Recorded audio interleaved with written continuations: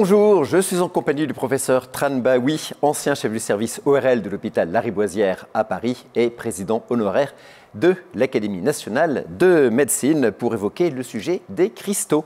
Professeur, bonjour. Bonjour Mac.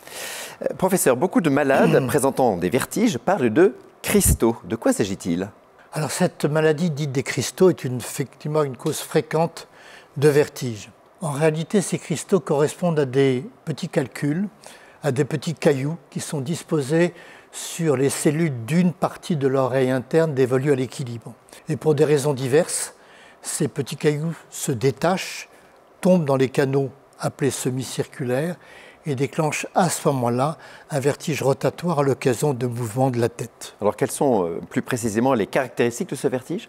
Comme je viens de le dire, ils sont déclenchés par un mouvement de la tête rapide, notamment lors du réveil, lorsqu'on se tourne dans son lit. Et ce mouvement va déclencher un déplacement des petits cailloux qui lui-même va déclencher un violent vertige rotatoire, mais fugace.